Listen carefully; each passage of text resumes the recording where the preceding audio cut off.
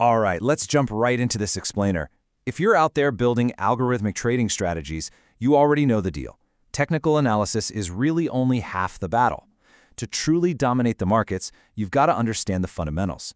But let's be honest, trying to trade fundamental news manually is frustrating. It's slow, and it is incredibly prone to error.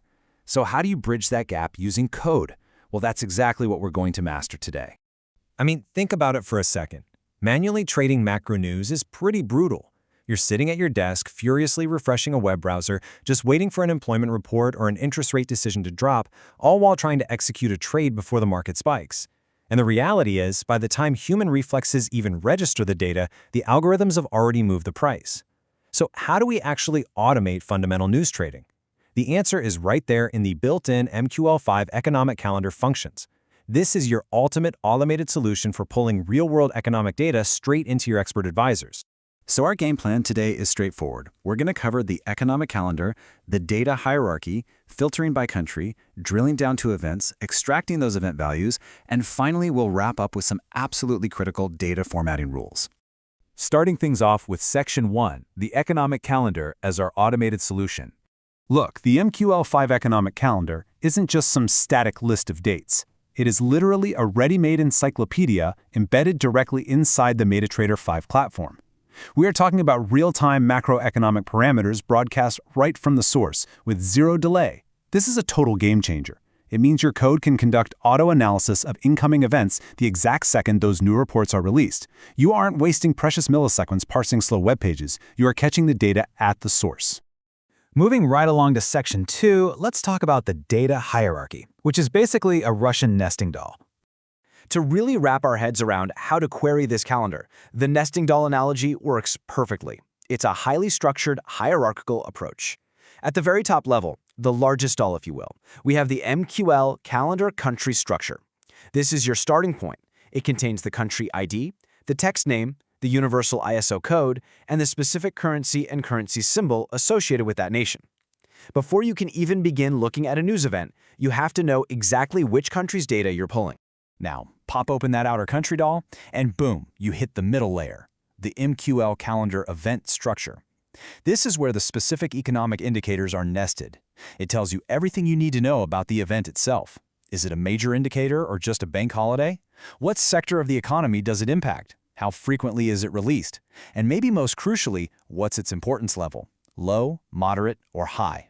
And if we go one layer deeper, inside that event doll, we hit the absolute core, the MqlCalendarValue structure.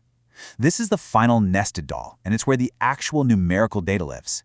It contains the exact chronological data for a specific release. We're talking the actual value, the previous value, and the forecast value. Make no mistake, this is the payload. This is the exact data your trading algorithm is hunting for. Which brings us to Section 3, filtering by country. Now that we understand the structure, how do we actually tell our code what to look for? Well, it's a remarkably straightforward process. Step 1, you just grab that standard ISO 31661 Alpha 2 country code. So for example, you'd use EU for the European Union or US for the United States. Then, step 2, you simply pass that code into functions like calendar country by ID or calendar countries. This lets your expert advisor instantly grab the correct MqlCalendarCountry structure, isolating all the data strictly to the geographical region your strategy is actually trading. Okay, Section 4, drilling down to events.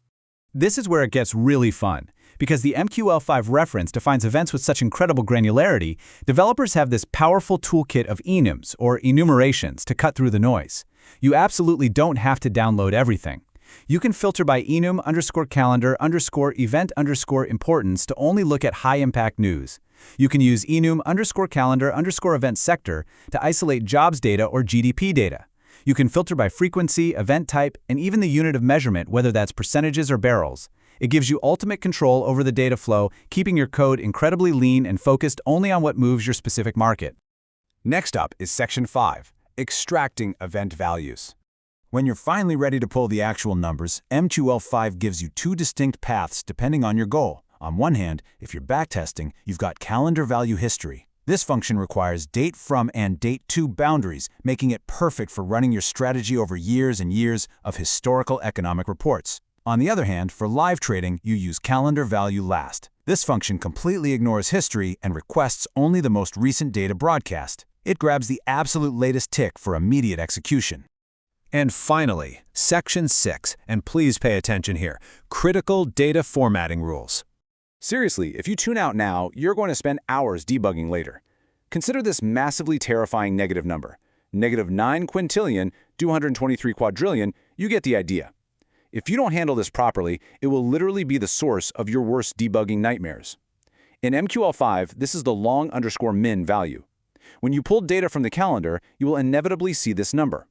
Do not, under any circumstances, use it in your calculations. This is simply MQL5's specific representation for missing data, or a value that just isn't set yet. If a forecast value hasn't been published, the system just outputs long_min. All right, rule number 2, and it's all about the number 1 million. The actual value, pre-value, and forecast value fields inside the MqlCalendarValue structure are technically stored as integers, but they actually represent floating point numbers. To maintain decimal precision, MqL5 multiplies them by 10 to the power of 6 under the hood. Therefore, there is a mandatory scaling rule. Every single retrieved numerical value must be divided by 1 million to become usable in your trading logic. So let's connect the dots and map out the exact logic flow your EA needs to follow to safely process these fields without blowing up your strategy. Step 1. Whenever you pull a value, immediately check if it equals long_min. If it does, ignore it or set it to not a number. Step 2.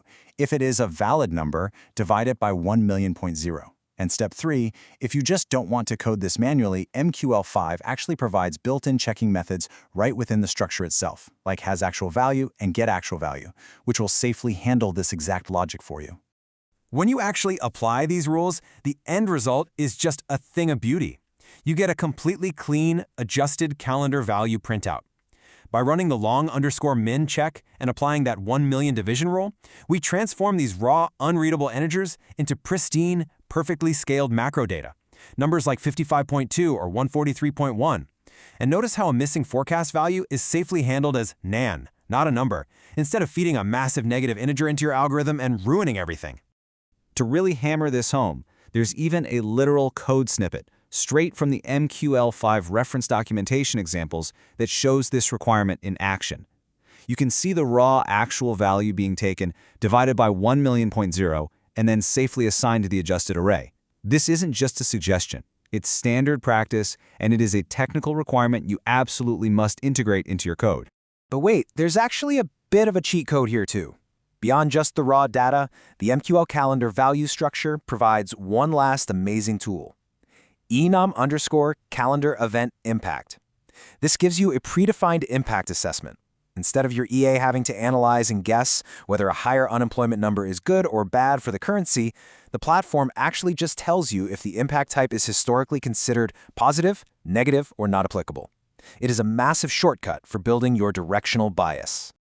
Well, there you have it. We've unpacked the entire economic calendar, navigated the nested data hierarchy, filtered our events, and mastered those critical formatting rules with long_min and the 1 million divider. You now have the exact blueprint needed to pull pristine, zero-delay macroeconomic data directly into your trading algorithms. So the only question left to ask is, now that you have this data at your fingertips, what automated fundamental strategy are you going to build? Thanks for tuning into this explainer, and happy coding.